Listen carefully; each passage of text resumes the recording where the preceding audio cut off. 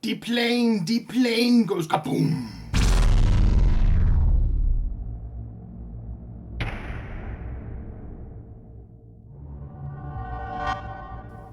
Hey everybody. So this is part 2 of my Die Hard series reviews. My Big Daddy reviews. And this is Die Hard 2, Die Harder. Because you can't just die hard, you have to die harder now. This one was directed by Rennie Harlan, who was best known as Cliffhanger, which on his trailer said is Die Hard on a Mountain. And The Long Kiss Goodnight, which I liked that movie. It was just a one-off action movie, but I thought it was good. I liked it. You might hear my cat in the background. He's sick. Poor little guy. His nose is all stuffed up, and we've got him on meds and stuff. So if you hear him meow or sniffle, that's what that is. But John McClane and Sergeant Owl are back, fighting the terrorists, this time at an airport. The bad guys are Colonel Stewart, played by William Sadler, which I really liked him in Tales from the Crypt Demon Knight. He was cool in that. And he has the T-1000 Robert Patrick and John Leguizamo as henchmen. I mean, come on. This was filmed at Stapleton International Airport, which was here in Denver. That's where I live, out here in Colorado, around Denver. Which was our old airport, like 15, 20 years ago, before they built DIA, which is now our big Denver International Airport.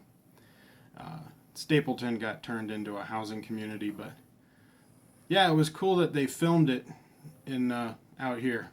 I thought that was cool. I wasn't living here at the time, though. I moved here 4 years after the movie came out. It was very comforting to see Sergeant Al eating Twinkies. It just makes the world seem right. We didn't get much of Sergeant Al this time because he was in L.A. and they were in D.C., but at least we got to see Sergeant Al a little bit. This is the last time we see Sergeant Al, which is sad. But, you know, we got 3 more movies to do. 4. 3. 3 more. I liked that he points out that the viewers are thinking, elevator? Basement? How does the same shit happen to the same guy twice? It's like, yeah, that's what we were thinking. So that was cool. And if only Arnold knew that the T-1000 could be taken out by a vent gate and a couple of bullets, then Terminator 2 would have been a much shorter movie.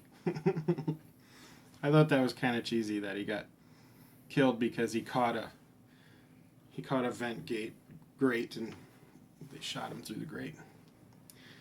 Of course, one of the things I love about these older movies is the state-of-the-art computer systems, which at the time they are state-of-the-art computer systems. But of course, we'll be saying the same thing in like 10, 20 years when we watch movies that came out today. We'll be like laughing at the state-of-the-art technology that they use. But I, as a computer geek, I always found that fun. You know, when you watch like Alien or any of those older movies, but you know, pre-1990 or even some of the 90s. You're just like, ha ha ha, that's funny. I just enjoy watching the state-of-the-art computers. One of the great things about this movie is that McClane respects the regular blue-collar guy. And he knows them all by name. And because of that, they help him. And they know more about the systems than anybody. Like, that's their speciality. So, listen to them, damn it. These people know what they're talking about. It's their full-time job. That's what they do. And McClane understands that. So he gets a lot of help and respect from the average, normal dude. It takes an awful long time for grenades to go off in that scene in the plane. I was like, wow, these grenades take a long time. Now, maybe that's how long they take, but I don't think so. I could be wrong. I've never thrown a grenade myself, but it seemed to give them a lot of time to strap into that pilot's chair and hit the eject thing. What am I thinking? I can't think of the word. But hit the eject to fly up. And, man, that green screen was so bad. But whatever, You just deal with it. It's an action movie. Now, how many times have we seen a scene in a movie where the bad guy is over the good guy holding a knife and they're struggling to get the knife down to the guy and stick it in his chest or his head? Well, in this movie, we get it twice.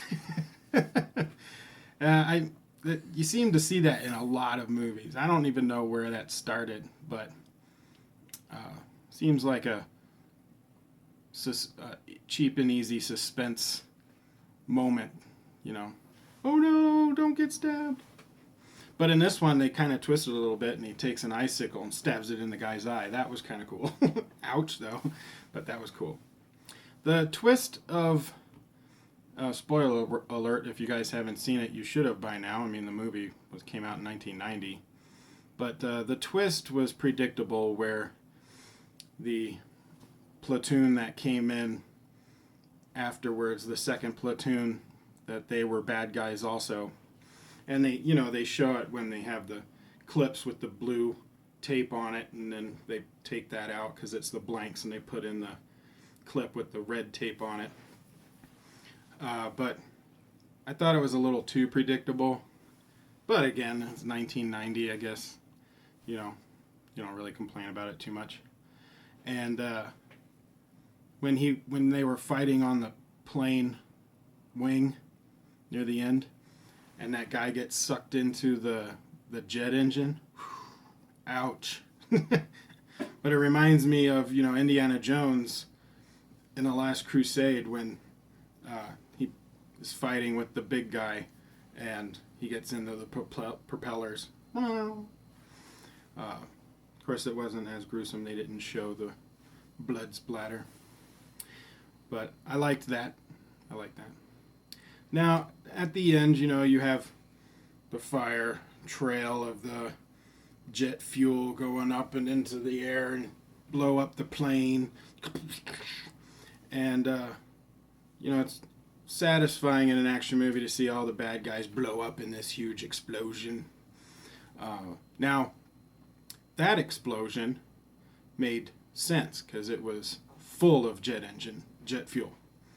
But the crash that the bad guys did near the beginning of the movie, or maybe in 20-30 minutes in, where they changed the sea level minus 200 feet and then had the plane come in and forced it to crash. That one blew up really huge also, but they were running on fumes. Like, they didn't have any fuel, so it seemed kind of odd that the plane would explode so much. I don't know how much fuel it would take to make a plane explode like that, but I would think if you're running on fumes and you don't have much fuel in there, it's not going to explode the entire plane. Maybe the engine and start a fire, but not a huge explosion. And I don't know if the fire would follow the jet fuel up to the plane in the air. I mean, maybe, because jet fuel is highly flammable, obviously. So it's possible. I could believe it. It's plausible. So, excuse me. So I don't hold that against them.